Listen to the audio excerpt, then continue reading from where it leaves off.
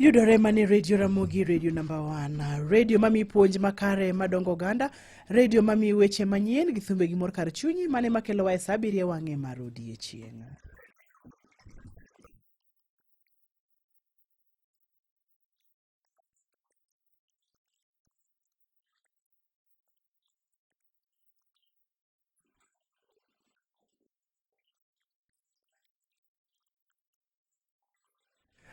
Apisas magdul makedo koda mibadhi EACC omonjo kendo goyo piksen dala mar gavana ma Trans Nzoia George Natembeya wach matia rietho kod omenda jopiny mali korendro muslings bilion 1.4. Jabicho witunga magi tok mach ne muoche kardak mama Mathare B e boma ma Nairobi. Senate County Marcel Buro Gingo singo ne oganda gwenge mag Nyanza ne jotelo mag oketo nyime dwaro mekgi makiro ne giber kod dongruok kuom piny owacho mamalo. Machiegni nyakorom gojwang' nyinga Ochieng' Emmanuel. Apisas mag duol makedo kod mibadhi EACC omonjo kendo goyo piksen dala mar gavana ma Trans Nzoia George Natembeya wach matia rietho kod omenda jopiny mali korendro muslings bilion 1.4. Duolno timo nonro e mibadhi magiwacho ne osetimore kindi komenda mar 2022 kod 2023 kod 3 2024 kod 2025 kamoting'o tiyo marach gi apisi chiwo asoya e kind ketho mamoko. Okil mare Ndegwa Njiru wacho ni gisani ogeng'ne paro bila mar okwach kich kapod okomigi thuolo mar twak kode ka gidadhoge. But unfortunately we are not allowed by the EACC officers to access our client. When we ask them why we are not able to access the client, they are saying that the director in charge of investigation is yet to decide whether or not the client, he was arrested. He was arrested. They arrested him this morning. They never issued any summons to that effect. Kweth mag jotelo makwedo piny owacho kamotelo mano ma DAP Eugene Wamalwa kwedo okang' makamano ka gilero ni piny owacho tiyo koda yo mar bwogo jogo mosewuok kelela mar kwedo chenro mage. Wamefanya raid asubuhi ya leo, lakini leo tumekuwa hapa na mawakili na viongozi MCAs wote na ile search imeonyesha ya kwamba hakuna chochote kimepatikana kwa gavana. Walikuwa wanatafuta pesa, hakuna pesa imepatikana. Eti gavana sijui ameiba pesa iko chini ya kitanda, hakuna pesa chini ya kitanda. Na leo tunasema hii kwa Bwana Zakayo Kafongo ya kwamba wewe usipende wewe ni wanto. EACC yango ni gitimo nonro e wichendo mag dongruok adek madongo e kaunti no kamoting'o Kongo kar thieth ma Kenyatta Stadium, Kongo kar thieth mano ma Tom Mboya loso kar tugo ma Kenyatta Stadium tielo mokwongo kaachiel kod gero apisi mar county mong'ere kaka county headquarters offices ka MCAs ma Trans Nzoia bende ogolo pachgi ewi meko mare. Hii ni sheria gani hii ya kuja kuharas watu mpaka kwa boma watoto yao bibi yao? They did not vote for the people of Trans Nzoia did not vote for the children of black. They vote for children. Can you look for children? And you have the mechanism. You have the machine to look for him. Why do you come and frustrate and harass children, even in the arrest? Why do you come to someone's residence and muna cause havoc, muna cause intimidate watoto, you scare the children, you don't have peace. Even these children have a right to be in this country. It's a big shame. Whoever sent these askaris from here. Jabicho itonge magitok mach ne muoche kardak mama Mathare boma ma Nairobi. Komanda mar apisas magobile county ma Nairobi George Seda wale ni jima moka 4 yudo hinyruok e majno, hinyruok maricho. Familia mathoth odong' kaonge kod kuonde jot manowang' kendo lokore buru. OCPD Mastare Wilson Muraya lero ni ringre jogo manowito ngimagi otere kar kano ringre ma City. Tunaweza sema kwanza natoa pole kwa familia ambao walipoteza maisha yao katika mkasa wa moto ambao ulitokea leo asubuhi na mapema mwendo wa saa 6:30 usiku katika kijiji cha Mathare 4B eneo bunge la Mathare. Tulipata ujumbe ya kwamba kuna moto katika nyumba moja ya makazi, na kwa kweli tukaita simamoto wa Nairobi na wakatusaidia kudhibiti moto ule tukauzima. Na baada ya kuzima, jambo la kusikitisha ni kwamba tulipata miili ya watu 5 ambao waliteketea katika moto huo. Zaidi watu 4 walipata majeraha, wawili wakipata majeraha mbaya, lakini wote waliweza kukimbizwa katika hospitali na ambulance. Pamoja na nyumba ambayo iliteketea, kulikuwa kando yake kulikuwa na kanisa, na pia kanisa iliweza kushomeka. Kwa hivyo ni vifaa tu na jumba na kanisa lenyewe ndilo liliteketea. Mpaka wa saa hii hatujajua chanzo cha huo moto, kama ni hitilafu ya stima ama ni kado ama ni gesi ililipuka. Sinte kaunti masiala Buro Gingo singone Uganda gwenge mag Nyanza ni jotelo mag oketo nyime dwaro mar kelo negi dongruok kuom piny owacho mamalo. Buro wacho ni okang' mar ODM yitiyo kod piny owacho nen mar kelo ber kendo lemo mag osechako neno e gwenge mag Nyanza. George Amolo nigi ler. Tan gima nyalo wacho nu jothurwa ni ng'euru ni wan ok wanyal donje gima hinyo jothurwa.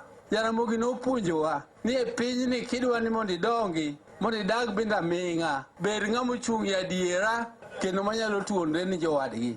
Emomiyo kik ubed nyaka ubed joma tuonre, kik ubed ni unung'iyo mana maru kende ma ok ung'i jomoko. Mane ka pinyni nyalo dongo. Mano seneta Masiaya Dr. Oburu Oginga manyo wuoyo koluwore gi ondamo maduond buch ODM ne okawo mar donjo e piny owacho mar manywanda kata broad based government, ka oluwo ni oganda jo Nyanza osegore ne pinyni masani to koro kindegi ochopo mar keyo. Jothurwa usetemo ma usedhiro piny, usetemo ma udhiro kaka unyalo, ma nyithindu osetho, remo usechwero, koro miyo sani ka wayudo window matin ni jowa be nyalo yude gimoro mar sirikal manyalo chopo ka. An gimoro, I'm very happy. Dr. Buru manyo wuoyo e kanisa Anglican manyuongi kar chung' od bura ma Bondo bende okwayo mana kwe ahinya to e kind jotelo moyier, kowacho ni gimonego ging'i en weche mag dongruok. Dongruok ok dwar koko, dongruok ok dwar dhao, dongruok dwaro kwe.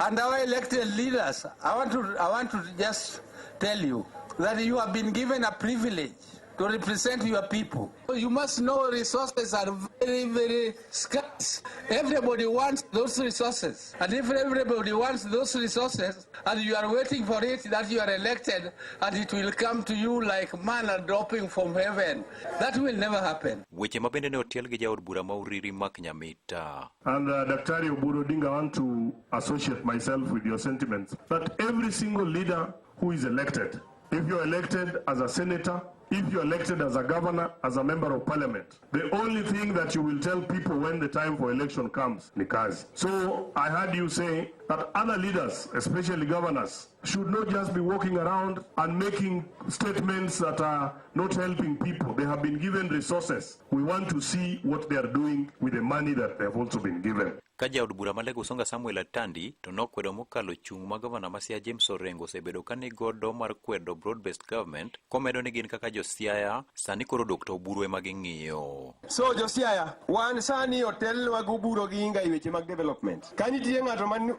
wiero mar wacho ni development bro yude e dalane kuma betie kata wer mana Ugenya, mano ng'ama wiye rach. Oburu Oginga loso kod weche development kendo onge, there's no way we are going to get wrong. Oburu, I want to thank you for your leadership. You are a man of wisdom and I want to say that we thank God for your life. Ne Radio Ramogi County Masiaya and George Amolo. Wadhi county ma Mombasa.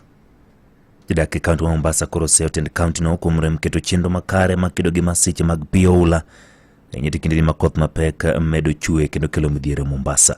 Magitimore kinde ni mathoth apeyni ok nyal kadho yo mayot nikech pioula osemuko moko mute kendo pong'o gi kadhano dar kaluwore gi pi mamedo pong'. George Aoko nigi ler. Koth mapek machwe Mombasa ne okelo midhiero ne jowuoth kaachiel kod weg gache mane tiyo ga paya ma Links Road kaachiel kod mano ma Beach Road mantiere e Nyali.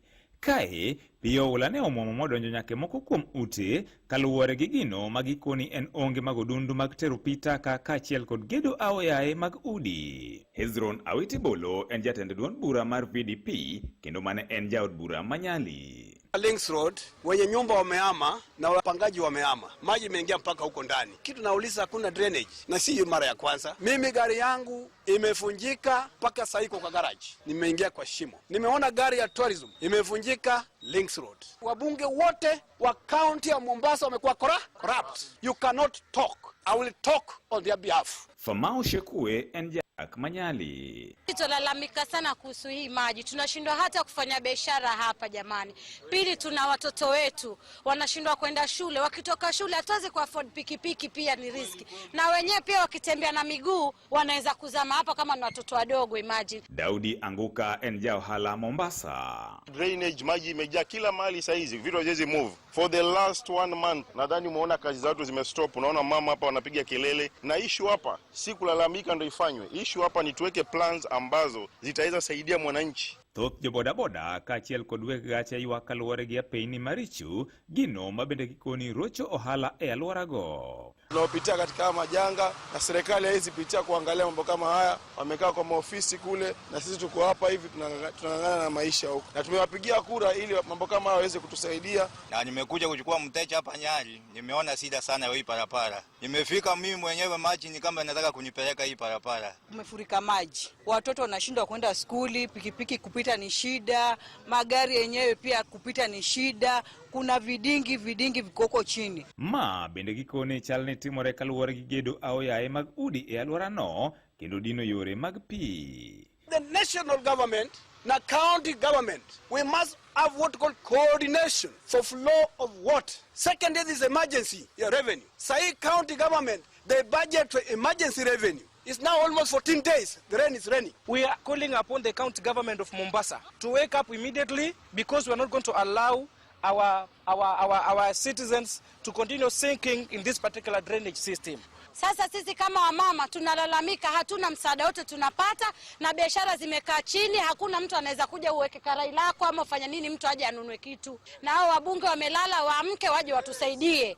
Magi timore sechegi makoth mapek pod dhi nyime kod chue Mombasa. Uwezi kujenga without approval. That is a failure for county government. The governor has failed. Pia tunaomba national government, CS, ambaye ni rafiki yangu. Watu wanaumia Mombasa. Kwa nini yeye amekaa quiet? Maji yakizidi kukaa kutatoka magonjwa jamani. Mwataka sisi tufanye vipi? Hebu tuambieni. Ne Radio Ramogi e county ma Mombasa, and George Aoko. Wechegi medo choponi kokadhi nyaka londo mari mihero mar Ramogi.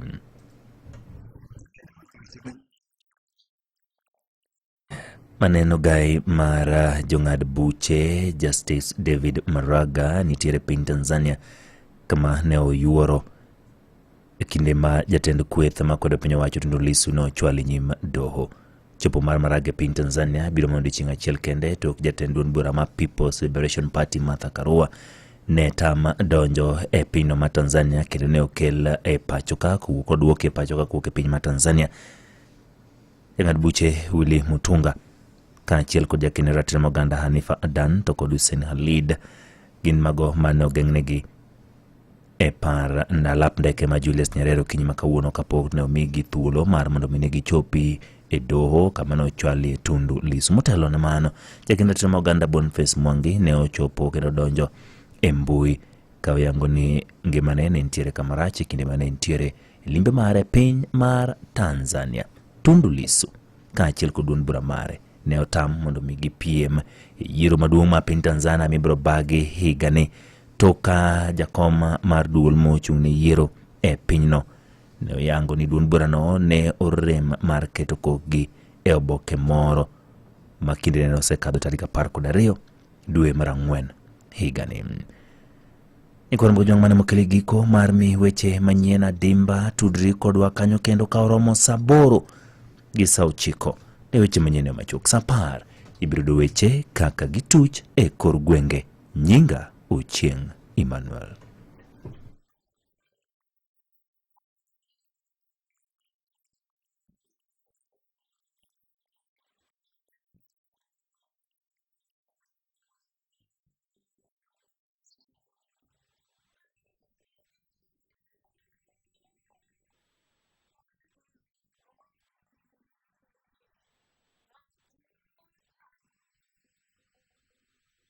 Radio Ramogi, Radio Motele Piny Luo, Radio Mami Puonj Makare Madongo Ganda, weche manyien gi thumbe gi mor kar chunyi, kar duoko ni kuom higni 21 mosekalo. Mano Ochieng' Emmanuel kane miyowa weche manyien adimba. Kang romo saboro gi sochiko ibo yudo weche manyien machuok kae to koromo sapar mar odhiambo tibo yudo weche manyien thoth ne gin matimore e koro gwengewa. Osero mabiro kalo dakika 15 tiene ni thuolo na mar bede studio serumo kata rumo akwayo ni kikisudi kata matini kata weyelo do mabeyo sana Kasuku Rafael wuod nyachula odhite e chenro mar donse. Kanya sach kori timori takinyo tudre kiny sangwene wange kabokelo ne chenro mar wango nyango. Kao kamano waromera mogi TV sa 12 wange mar odhiambo oriti masane.